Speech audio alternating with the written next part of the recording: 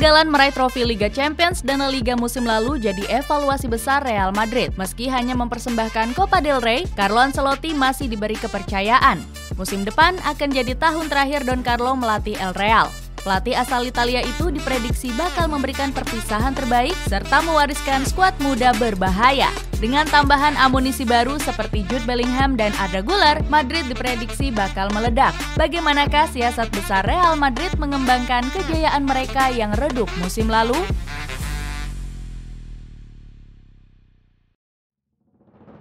Berubahnya filosofi transfer Real Madrid. Real Madrid dikenal sebagai klub yang hobi mengoleksi pemain bintang dan berlabel mahal.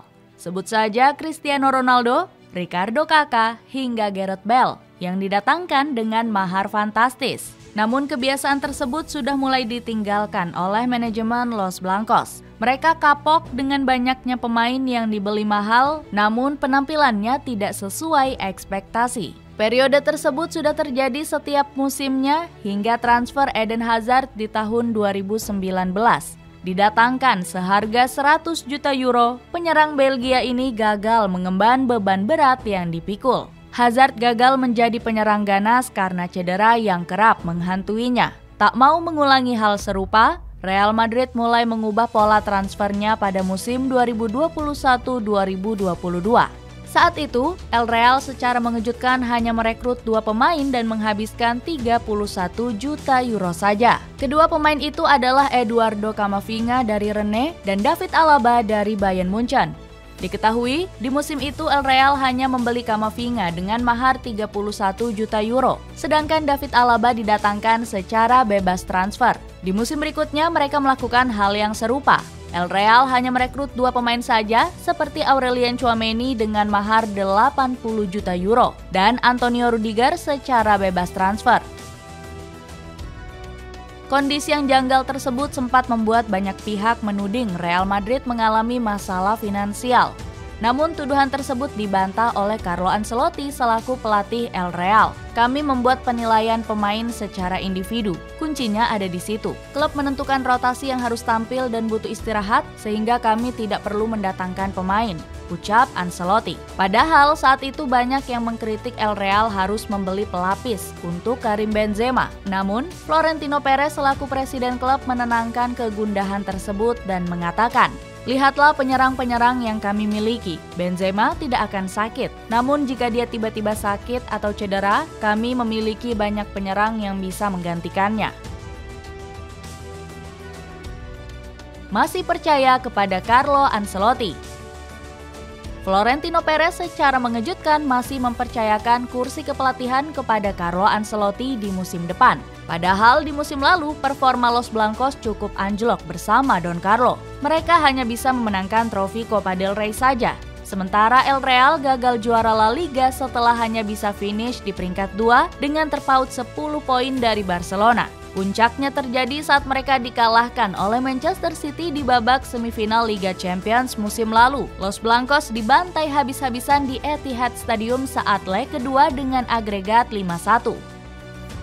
Banyak pihak yang menilai kalau kekalahan tersebut membuat posisi dirinya sebagai juru taktik terancam berakhir. Namun, dugaan tersebut langsung ditepis oleh Carlo Ancelotti selaku pelatih Los Blancos. "Saya bertemu dengan Florentino Perez kemarin dan dia mendukung saya. Dia memiliki kepercayaan pada saya. Kami akan melanjutkan bersama-sama. Klub memberikan saya jaminan bahwa saya akan bertahan." Luka Modric juga berharap Ancelotti masih melatih El Real di musim depan. Dirinya merasa kalau Don Carlo masih layak mengisi jabatan tersebut walau di musim ini mereka meraih hasil buruk. Ancelotti masih pantas untuk melanjutkan kontraknya di musim depan. Dia pantas mendapatkan itu dan saya tidak ragu sedikit pun terhadap dirinya. Dia telah memenangkan semua gelar. Jangan lupa bahwa musim lalu dia begitu luar biasa, ucap mantan pemain Tottenham Hotspur tersebut. Vinicius Junior juga turut memberikan komentarnya terhadap isu pemecatan tersebut. Pemain kesayangan Ancelotti itu mengatakan kalau Don Carlo harus bertahan di Los Blancos musim depan. Tentu saja Ancelotti harus bertahan, karena kami bisa belajar dari laga ini agar tidak mengulangi kesalahan pada musim depan, ucap Vinicius Junior melalui ESPN.com.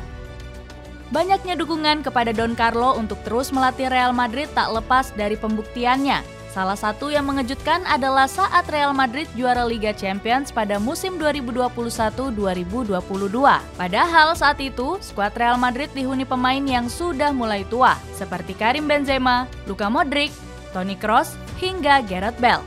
Kesuksesan itu juga merupakan kombinasi dari Vinicius Junior dan Rodrigo Goes. Duet mematikan ini sukses jadi kunci serangan Real Madrid sejak kehadiran Carlo Ancelotti. Sebelum seperti sekarang, keduanya hanyalah pemain cadangan di era Zinedine Zidane. Carlo Ancelotti langsung memberikan kepercayaan lebih kepada mereka berdua di starting line-up. Tim ini sangat berbahaya jika Vini, Rodrigo, dan Benzema ada di lini depan dan melakukan serangan.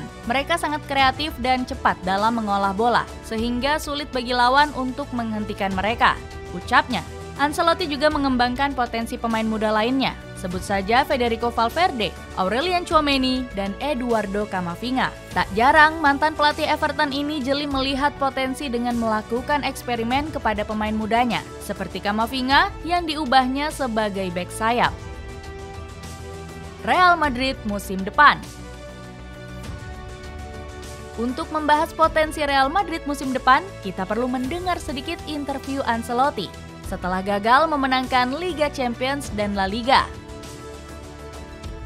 Kami tidak dapat berpikir bahwa sikap itu tidak tepat untuk seorang juara. Ini hanya sebuah langkah yang berarti kami harus berusaha dan menjadi lebih baik tahun depan. Mencapai semifinal Liga Champions adalah kesuksesan karena hanya 4 tim yang bisa mencapainya. Skuad ini akan tampil lebih baik musim depan dan kami sudah fokus pada edisi Liga Champions berikutnya, ujar pelatih asal Italia ini. Demi mewujudkan ambisi besar Don Carlo, Real Madrid mulai memburu pemain. Mereka sudah kehilangan beberapa pemain senior, sebut saja Karim Benzema, Marco Asensio, dan Eden Hazard. Nama pertama yang didatangkan adalah Joselu dengan status pinjaman. Striker dari Espanyol ini dilirik untuk menggantikan Karim Benzema. Namun ada pihak yang mengkritik soal pemain incaran Real Madrid ini. Banyak yang menilai Joselu sudah terlalu tua untuk bermain di skuad Los Blancos. Saat ini, usia sang striker sudah menginjak 33 tahun. Alasan manajemen Los Blancos ingin meminjamnya karena mereka sudah memiliki calon striker baru. Pemain tersebut adalah Endrick Filipe yang kini masih berusia 16 tahun dari Palmeiras. Dirinya akan berseragam Real Madrid di tahun 2024 mendatang saat usianya 18 tahun. Selanjutnya, mereka juga telah memulangkan Brahim Diaz. Dia merupakan salah satu aktor penting dalam berhasilnya Rossoneri menembus semifinal Liga Champions. Brahim sukses melesakkan 7 assist dan 7 gol. Diaz memiliki permainan yang fantastis di ruang sempit, ucap Nesta, legenda AC Milan. Kemudian Real Madrid juga sudah mendatangkan Fran Garcia dari Rayo Vallecano. Bek berusia 24 tahun ini akan membela El Real hingga 2027 mendatang dengan mahar 5 juta euro. Los Blancos juga mencari gelandang muda untuk melanjutkan regenerasi lini tengah mereka. Jude Bellingham didatangkan dari Borussia Dortmund. Madrid harus merogoh kocek senilai 103 juta euro demi memboyongnya. Musim lalu, Bellingham tampil impresif dengan mencetak 14 gol dan 7 assist. Real Madrid harus bersaing dengan Liverpool, Manchester City, hingga Paris Saint-Germain. Namun gelandang timnas Inggris itu mantap memilih Los Blancos. Bellingham bahkan menolak tawaran Manchester City demi kesempatan membela El Real. Gary Lineker pun memuji keputusan sang gelandang muda. Saya pikir itu adalah langkah tepat.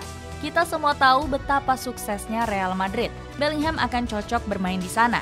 Real Madrid juga merekrut pemain muda berjuluk Messi Turki, yakni Arda Güler.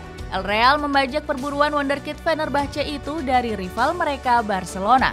Güler dikontrak selama 6 tahun oleh Los Blancos dan mendapat gaji 12 juta euro per musim. Madrid menebus 30 juta euro demi mengamankan jasa pemain 18 tahun itu. Ada banyak klub yang mengajukan penawaran, tapi setelah Real Madrid datang, penawaran lain jadi tidak penting, tegas Güler. Presiden Barcelona, Joan Laporta, mengaku nggak ambil pusing jika Güler bergabung ke Los Blancos. Kami menjauh dari perburuan Arda Güler karena persaingan harga. Kami pikir itu akan jadi kesalahan kami jika memutuskan untuk memboyongnya. Ada banyak pemain yang berkualitas tapi tidak semahal Güler, tegas Laporta. Musim depan skuad El Real dipastikan makin gahar dengan tambahan amunisi anyar. Carlo Ancelotti punya banyak opsi untuk memaksimalkan taktiknya. Sektor kiper sudah pasti diberikan pada Thibaut Courtois. Musim lalu, kiper Belgia itu mencatat 10 clean sheet dari 31 laga. Don Carlo menyebut bahwa ex-kiper Chelsea itu adalah penyelamat. Momen apik Courtois yang akan terus diingat adalah penampilan gemilangnya di laga final Liga Champions melawan Liverpool. Beralih ke lini pertahanan, Madrid masih akan bertumpu pada pemain kunci mereka. Antonio Rudiger dan Eder Militao masih akan jadi pilihan utama di sektor bek tengah. Musim lalu, keduanya punya chemistry kuat. Performa keduanya pun dipuji sang pelatih. Rudiger dan Militao bermain solid. Keduanya tampil apik dalam situasi bola atas, ujar Ancelotti. Adapun sektor bek sayap, Ancelotti bisa memasang David Alaba atau Camavinga untuk mengisi bek sayap kiri. Sementara David Carvajal akan kembali diplot sebagai bek sayap kanan. Di tengah, Real Madrid diuntungkan dengan pemain muda dan pelapis yang sama bagusnya. Ancelotti akan mulai mengandalkan Eduardo Camavinga, Aurelien Tchouaméni, dan Fede Valverde. Kedatangan Jude Bellingham juga semakin menguatkan komposisi lini tengah El Real. Skema 3 gelandang dengan formasi 4-3-3 masih akan sering digunakan Los Blancos. Camavinga atau Toni Kroos akan bermain sebagai gelandang jangkar sebagai penghubung lini belakang dan tengah. Di depannya, Bellingham memainkan peranan sebagai gelandang box-to-box. Mantan pemain Borussia Dortmund akan diberikan kebebasan membawa bola naik ke depan. Ancelotti akan memasang Valverde atau Luka Modric untuk menemani Bellingham. Dengan komposisi ini, lini tengah Los Blancos bisa lebih dominan. Di sektor lini serang, Real Madrid memang kehilangan Karim Benzema. Ancelotti akan mengandalkan Vinicius Junior, Rodrigo Goes hingga Joselu. Musim lalu, duet Vinicius dan Rodrigo tampil tajam dengan kombinasi 39 gol serta catatan 32 assist. Penampilan mereka di posisi sayap menjadi ancaman bagi pertahanan lawan. Vinicius sangat sulit untuk dihentikan. Sementara Rodrigo, dia sangat spektakuler. Kami tidak tahu batasan kemampuan Rodrigo. Dia pemain yang sangat elegan, bisa mencetak gol dan berkembang dengan pesat, tegas Ancelotti. Los Blancos juga masih punya Joselu yang bisa dimainkan di posisi striker tengah. Ada juga Arda Güler yang mengisi sayap kiri dan kanan. Selain itu, sepertinya Real Madrid akan punya satu bintang lagi di ujung tombak. Dengan komposisi skuad yang lebih komplit, ditambah pengalaman Carlo Ancelotti, akankah Real Madrid kembali mendominasi La Liga dan Liga Champions musim depan?